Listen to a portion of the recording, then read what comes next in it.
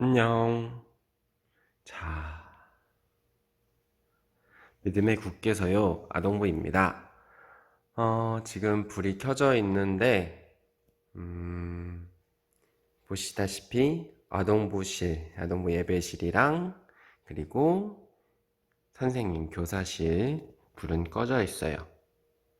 자, 왜 불 꺼진 이 그림을 보여주고 있느냐 하면은, 이제 이 불이 켜질 거예요. 다음 주 8월 첫 주부터 아동부 예배가 다시 시작됩니다.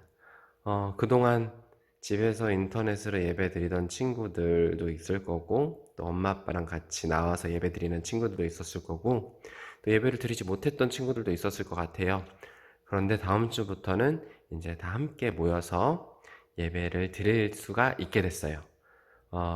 그렇다고 해서 막 와가지고 너무 막 신나가지고 막 친구들이랑 부둥켜 안고 이런 거 아니라 방역수칙은 지켜가면서 마스크 잘 쓰고 대신에 조금씩 이제 거리 벌려서 앉고 해서 예배를 드릴 수가 있으니까 다음 주 11시부터 예배가 시작돼요. 그러니까 11시 좀 전에 와야겠죠? 11시 좀 전까지 와서 기도로 예배 준비하고 정말 오랜만에 교회에서 함께 예배 드리는 시간을 가졌으면 좋겠어요. 자, 그러면 다음 주에 꼭 만나요. 와서 가지고 이 꺼져 있는 이 불 꼭 켜주세요. 다음 주에 볼게요. 아니다. 오늘 예배는 드려야지. 자, 찬양으로 시작하겠습니다.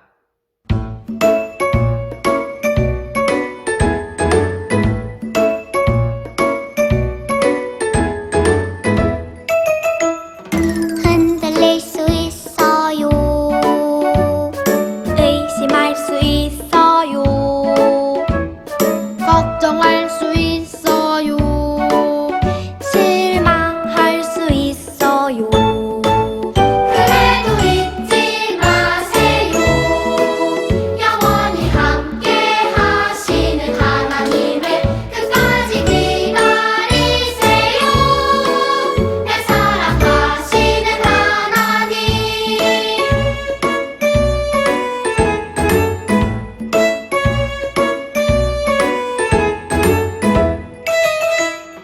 흔들릴 수 있어요. 의심할 수 있어요. 걱정할 수 있어요. 실망할 수 있어요. 그래도 잊지 마세요. 영원히 함께 하시는 하나님을 끝까지 기다리세요. 날 사랑하시는 하나님.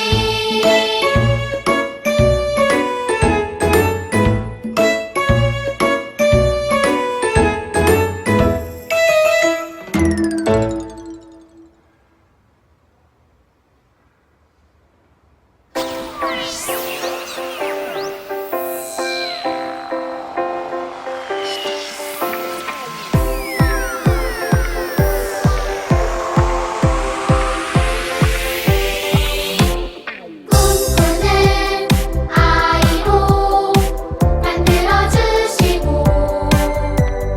꿈꾸는 아이로 자라게 하시니 주의 꿈을 펼치는 믿음의 아이로 날마다 난 살아가리라. 주의 나라 위하여 주의 백성 위하여 멋지게 주님과 함께 살아가리라.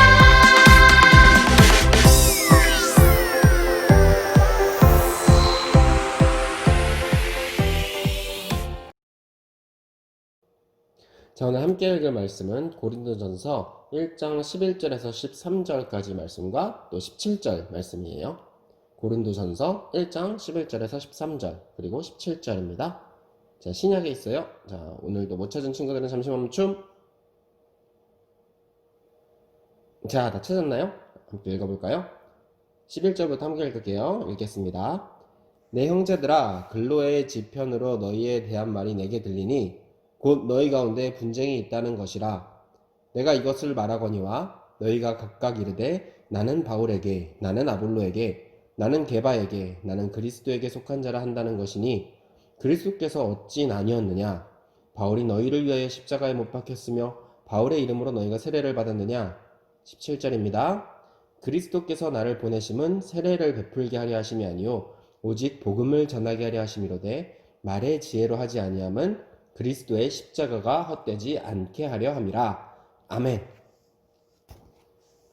오늘 말씀에 나온 고린도, 이 고린도는 아주 큰 도시예요. 예를 들자면 마치 부산과 같은, 인천과 같은 그런 큰 도시예요.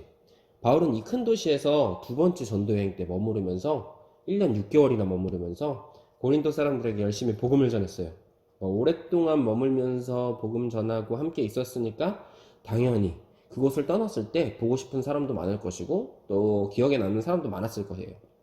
그래서 항상 고린도 교회 소식을 궁금해하던 어느 날 고린도 교회 성도였던 글로에라는 사람이 그 종을 보내서 바울에게 교회의 소식을 전했어요. 고린도 교회에서 소식이 왔더니 너무나 기다리던 소식이니까 얼마나 기대됐겠어요. 그런데 들려온 소식은 속상하게도 교회가 서로 편을 나눠서 다투고 있다는 소식이었어요. 어떤 사람은 바울을 따르고 어떤 사람은 아볼로의 말을 따르고 어떤 사람은 게바, 베드로의 말을 따르고 어떤 사람은 오직 예수님만을 따라야 된다고 막 서로 막 이걸 따라야 된다 저걸 따라야 된다 서로 막 다툰 거예요. 이 소식을 들은 바울이 얼마나 속상했겠어요.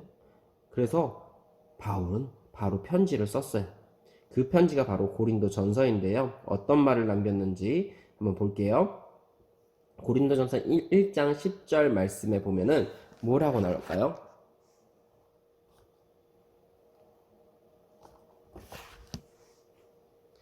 바울은 고린도교 성도들을 무엇이라고 불렀나요? 형제들아 라고 불렀어요. 바울은 우리가 예수님 안에서 한 형제라고 말했어요.